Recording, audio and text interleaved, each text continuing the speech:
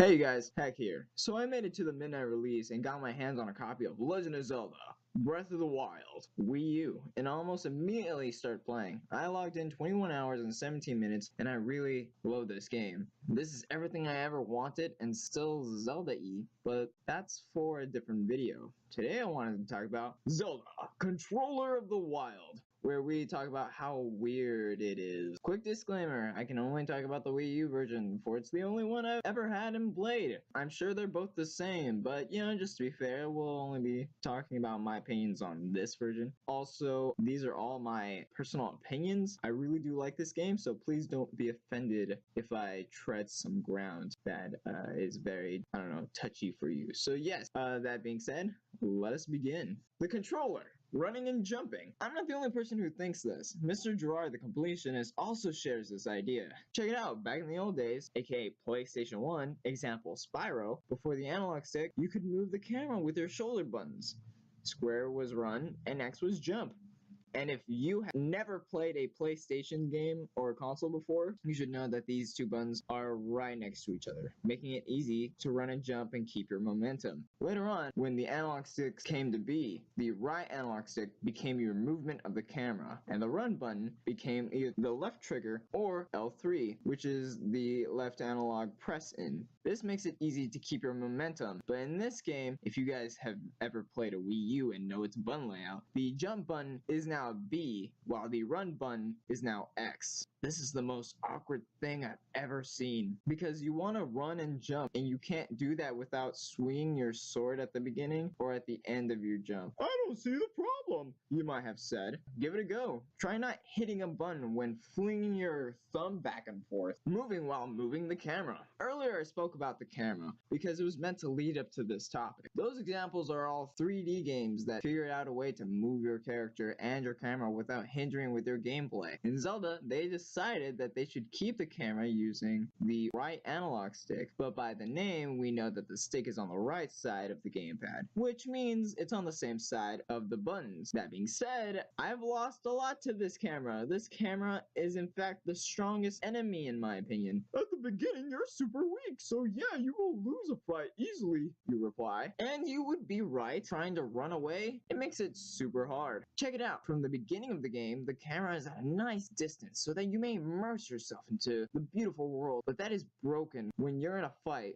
and you know you won't make it out alive. So you have to make a strategic withdrawal, but the camera won't allow you a nice look at your enemies and where you are going, so that you may dodge the thing they're throwing at you while not falling or running into something else. With the time that I've played this, I'm still not used to it, and putting it down to make this video, I'm sure my instincts will come back and I'll have to learn how to replay it all over again. But that's okay, because this game makes up for it. Even though I don't do face cam anymore, I have a little visual for you guys. I'm going to show you how I play Zelda with my hands. Here's my left hand. Now here's my right hand. This is adapting at its finest. The left hand was of course normal, but the right hand was me running and jumping while panning the direction I'm going. I actually do play like this, but mostly whenever I'm in trouble, which in this game, I am. I usually find myself in a lot of trouble. Not that that's a bad thing, but, the controller's my one and only enemy. That's the real plot twist. The controller, who was meant to be your one true assistant, is the only thing keeping you from living your life. Truly bittersweet. Locking on.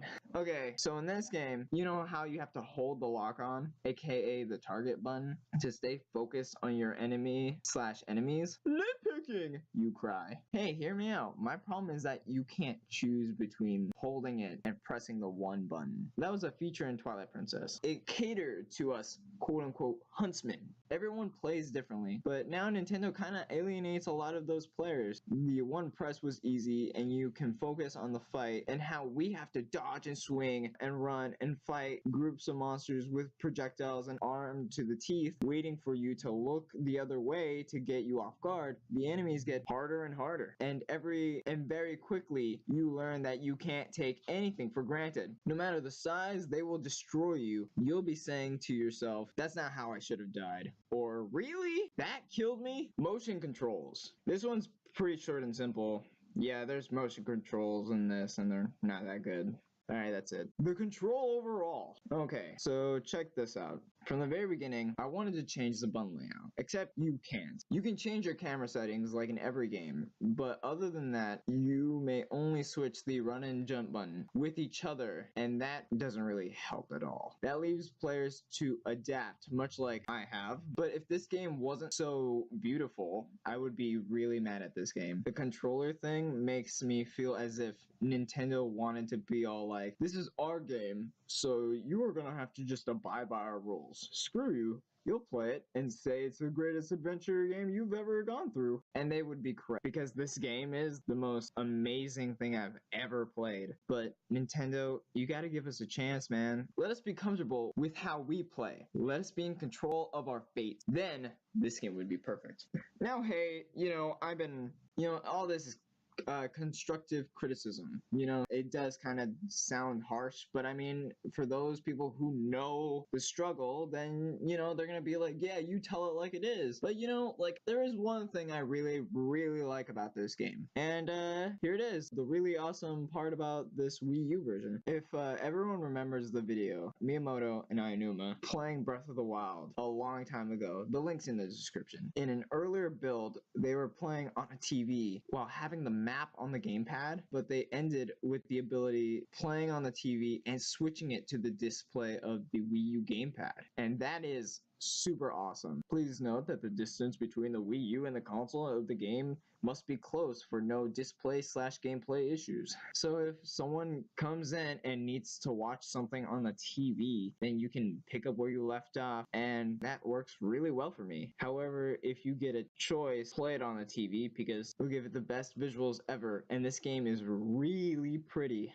Hey guys, thank you guys so much for listening. It was super hard to talk about this without game examples or spoiling some stuff, but you gotta admit, I did pretty good. Thank you for making it this far. Again, not a long episode, but jam-packed nonetheless. These are always fun to make, and if you like them, maybe you'll think about subscribing or maybe pledging to the Patreon. I'm Hec, and I'll talk to you guys next week. Bye-bye.